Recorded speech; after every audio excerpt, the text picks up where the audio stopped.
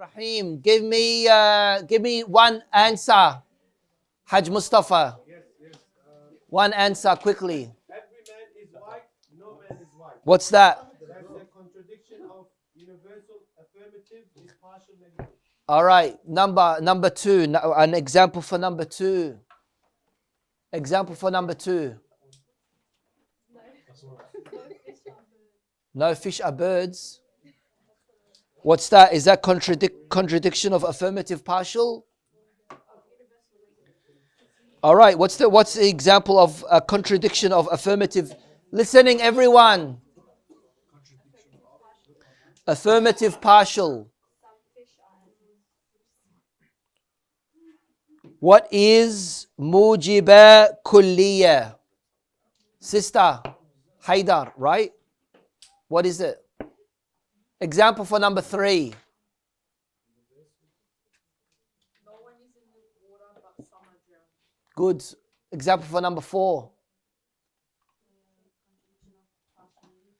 Not all tables are wooden, all tables are wooden. Why aren't you confident? Be confident. Right? Isn't it the second part universal affirmative? It was, yeah, good. Up the back, the sisters up the back.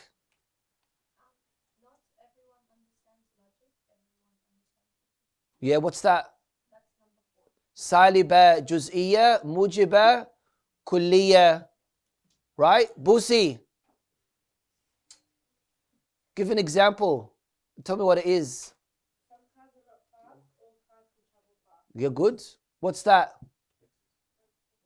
Again, saliba juz'iyya, mujiba kulliya. Give an example of a mujiba juz'iyya, Sajjad.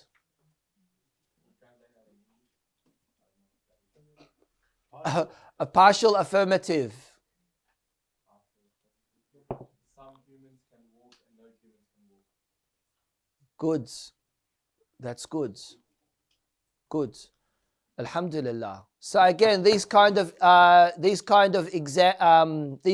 examples are going to make it easier for you to comprehend what you need to as far as logic is concerned. Did you do your homework, Mu'min? Oh, good. What about universal negative and universal affirmative? Yeah. Contradictory as well.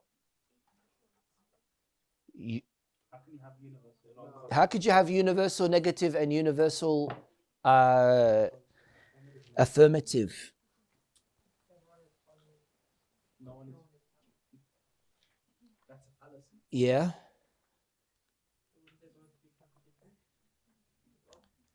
They would be the opposite of each other.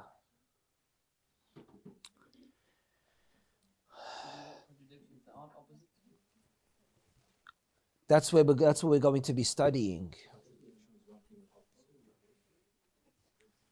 Okay. Next lesson is what we call al-aqs. Al-aqs, right, means conversion, right? And basically what conversion is, what it means is when we are looking at a proposition,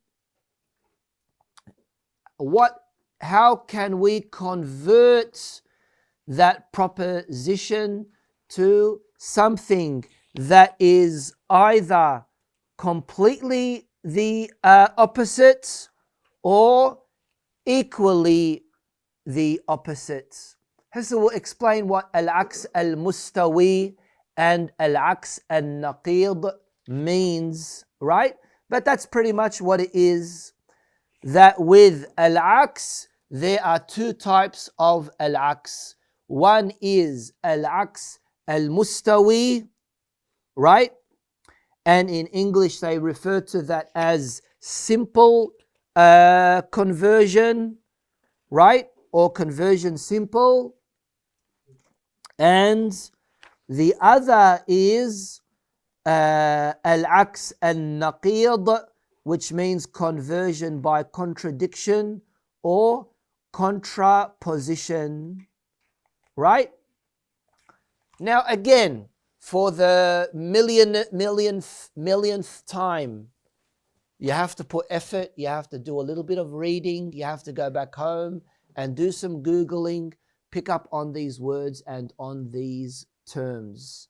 Okay? Let's start reading and you will understand what this is all about. It's very, very basic, very simple, very straightforward. Hajj Mustafa. The conversion. This has two parts. First, conversion simple, al-aks al-mustawi.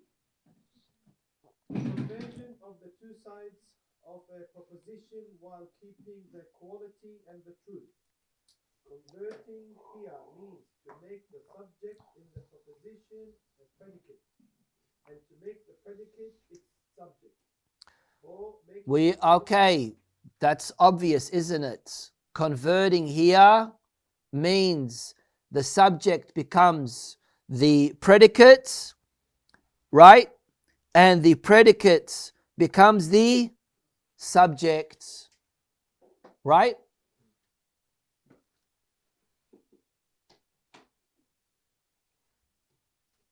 Carry on. Or making the premise the consequent and the consequent the premise. Okay, with what does premise mean in an argument? You've got what we call a muqaddimah and what you call the result or the consequent or the tali. In Arabic we say al-muqaddimah, at-tali, which means the premise. Premise means the premise. Premise means the premise, right? I don't know how to explain premise. Does anyone not know what premise means? Hassan. Trespassing on the premise is prohibited, or? Premise means the... I don't know how to explain it, wallah. I really don't know how to explain it. I was just going to say muqaddimah. I don't know how to explain what premise means. Right? I don't know. Someone Google how do you explain premise? Carry on. Okay. Whilst preserving the truth and preserving their quality. The first proposition is called the original al-asli, and the second proposition is called the conversion simple al-aks al-mustawi. Right. Preserving the quality means that the first proposition, the original, was affirmative. The second must also be affirmative. And if the first proposition was negative, the second proposition must also be negative. Preserving the truth means turning the two sides that are affirmative into the false of the second proposition, even if it means the changing of their quantity. So the forms of conversion would be limited to the following. Okay, so this is the forms of conversion. These are the forms of conversion.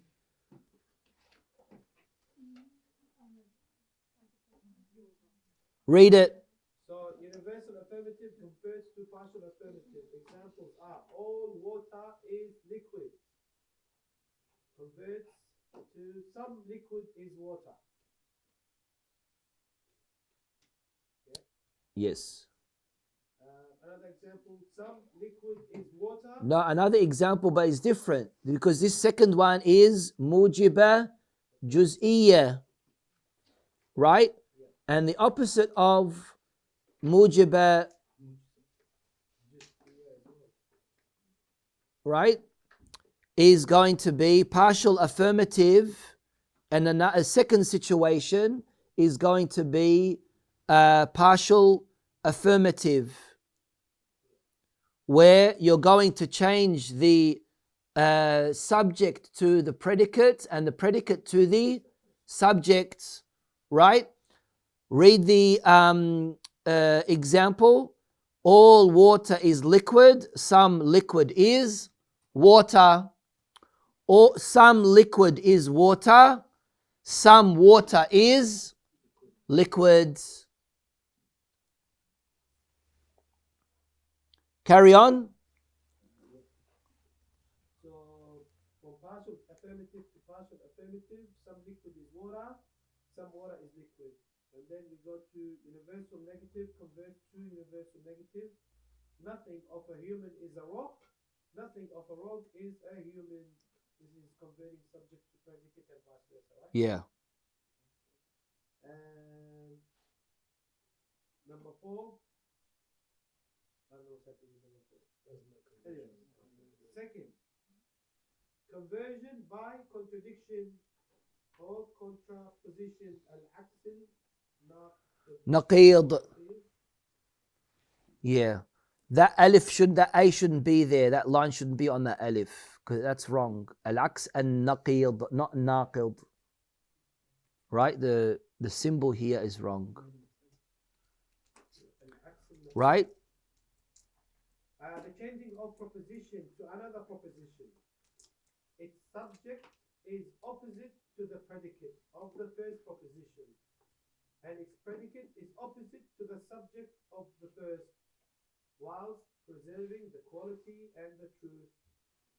Moreover, the law of the negative contrapositions is the same as the affirmatives in the conversion. And the law of the negatives is the law of the affirmative, which means the opposite will be as the following. For example, universal negative to partial negative. None of a human is solid. Some non-solids are not non-humans. Yeah. Okay, for example, you say some birds are white. What is the mujiba juz'iyya of its opposite? Some white is a bird, right? Some white are bird. You're changing the mawdu' to the mahmul. What? Some white colors are birds. Yes, I'm translating it, right? And then you've got the aksun naqid, which is the contradictory opposite, where you say every human is for example, a reader, and then you say the exact opposite of that. No human is a no reader. مثلا.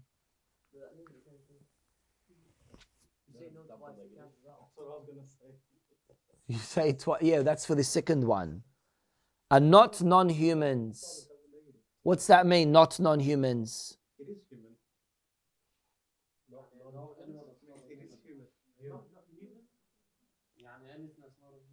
Huh? Yeah. Anything that is not a human. No, which doesn't have to be a human. What do you mean which is a human? Some non-solids are not non-humans, not non-humans, which means they can be human. Right? Is that right? Yeah, some non-solids can be human. Yeah. Just take out the not. What is that? The non. Some solids are not human. Second example, partial negative. For example, kullu katib insan. The opposite is kullu la insan la katib.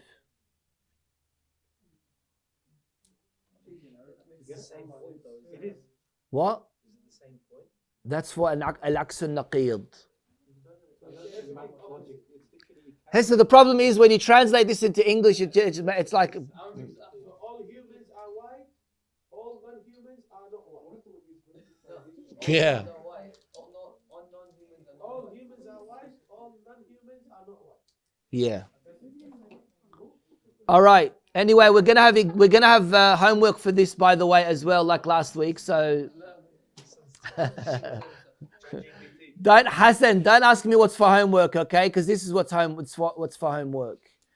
Carry on, please, Hajj. Example number 2, partial negative to partial negative. Some minerals are not steel. Some non-metals are not non-minerals. Steel is not a mineral. Number 3, universal affirmative to universal affirmative. Every human is a writer. Every non-human is not a writer. Yeah. So that's the opposite of. Yeah, I just gave that example, didn't I?